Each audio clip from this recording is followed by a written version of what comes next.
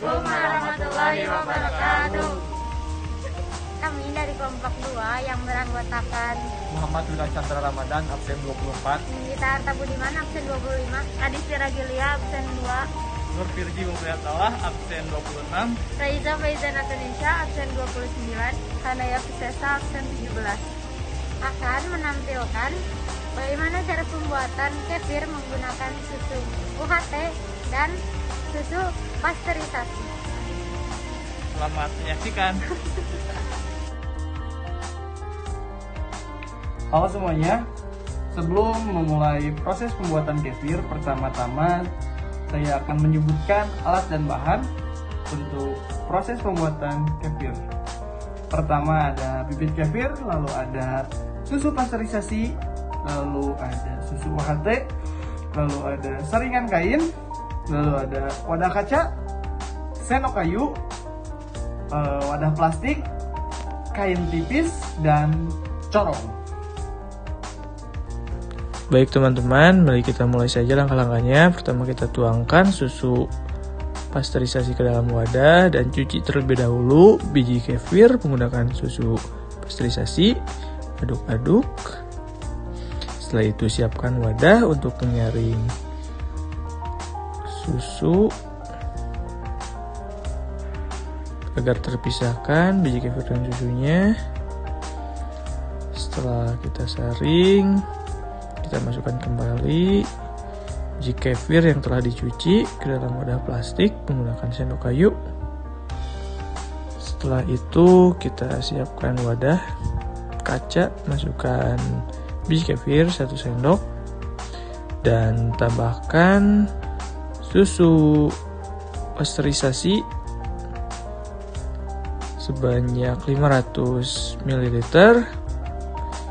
Setelah itu kita aduk-aduk terlebih dahulu dan tutup menggunakan kain tipis, lalu ditambahkan dengan karet. Setelah itu kita tunggu selama 48 jam sambil diaduk setiap 6 jam sekali. Inilah hasilnya setelah 48 jam. Mari kita buka. Buka terlebih dahulu karetnya perlahan, lalu angkat kain tipisnya. Dapat kita lihat ada gumpalan putih di atas, merupakan curd, dan yang bening berwarna kuning di bawah adalah whey. Aduk-aduk terlebih dahulu sebelum kita saring, tentunya menggunakan sendok kayu.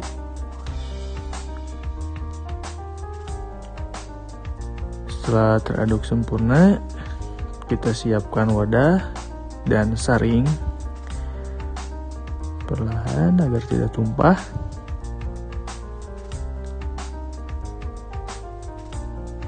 Pastikan semua tersaring.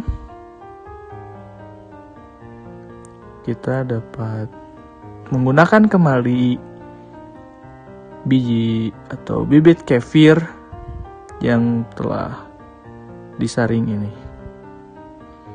Kita cukup memasukkan ke dalam toples dan menambahkan sedikit susu agar bisa digunakan kembali bibit kefir tersebut. Setelah bibit kefir kita panen, kita masukkan ke dalam wadah, dapat kita gunakan kembali dengan menambahkan sedikit susu ke dalam wadah tersebut dan simpan di dalam kulkas. Setelah itu inilah hasil kefir dari susu pasteurisasi yang didiamkan dalam wadah tertutup kain tipis selama 48 jam. Ternyata encer.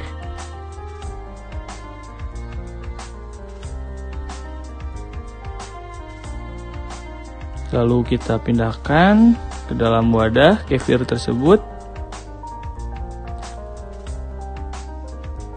dan kita tutup dan bisa kita simpan dalam kulkas, lalu kita bisa nikmati. Selanjutnya kita akan melakukan percobaan perbandingan dengan menggunakan susu UHT. Kita cuci terlebih dahulu kefir, aduk, lalu saring kefir yang sudah dicuci. Setelah bibit kefir tersebut disaring, kita akan memasukkannya ke dalam toples dan menambahkan 500 ml susu UHT.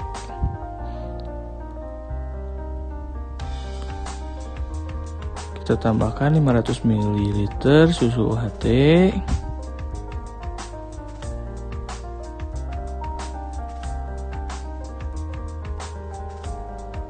Lalu masukkan seperti yang sebelumnya kita lakukan, bibit kefir sebanyak 1 sendok.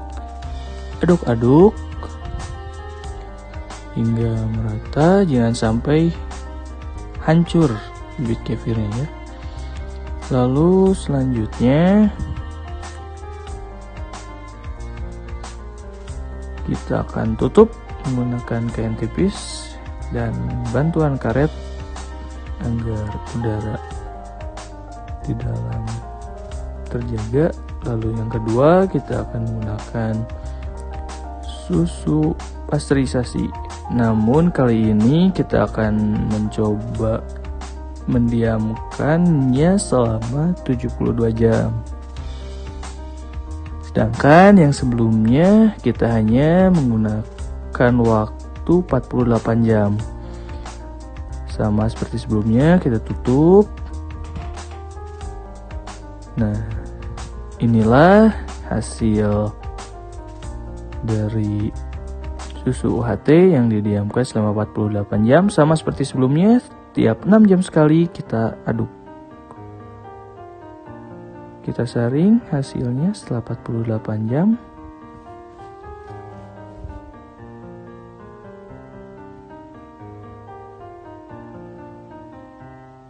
Pelan-pelan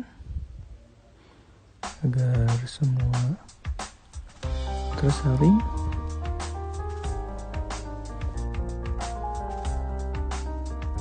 Inilah hasil bibit kefirnya. Lalu kita masukkan ke dalam botol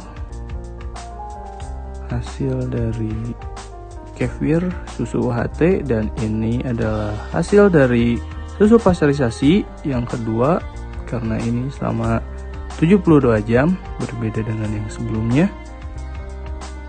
Kita aduk-aduk terlebih dahulu. Setelah diaduk-aduk, mari kita saring kembali.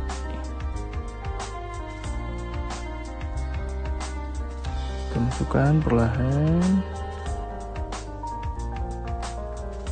Kita saring pelan-pelan.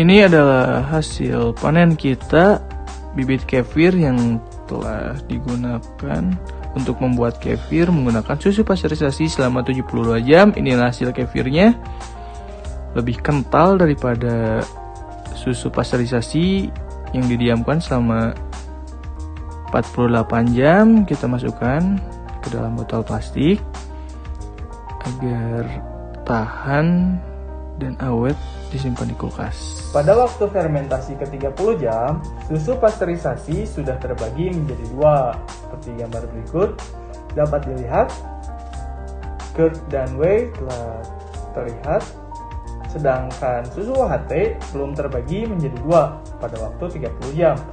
Seperti berikut. Dapat dibandingkan. Sedangkan susu UHT baru terbagi menjadi 2 pada waktu 36 jam. Ini dia. Dan ini susu pasteurisasi pada waktu ke 36 jam. Hal ini disebabkan karena susu UHT telah mengalami proses pemanasan yang lebih tinggi, yaitu sekitar 130 sampai 150 derajat Celcius. Dengan lama proses 2-5 detik. Proses ini membunuh sebagian besar mikroorganisme termasuk spora dan bakteri yang membusukkan susu. Namun, proses pemanasan tersebut merusak sejumlah gizi seperti vitamin B, asam folat, dan protein. Sedangkan perkembangan bibit kefir lebih optimal pada susu yang memiliki protein lebih baik, atau dalam percobaan ini, bibit kefir lebih optimal berkembang pada susu pasteurisasi. Terima kasih telah menyaksikan video pembuatan kefir dari kelompok kami. Semoga bermanfaat. Mohon maaf bila ada kekurangan dan kesalahan. Sekian dari kami. Assalamualaikum warahmatullahi wabarakatuh. Sampai jumpa.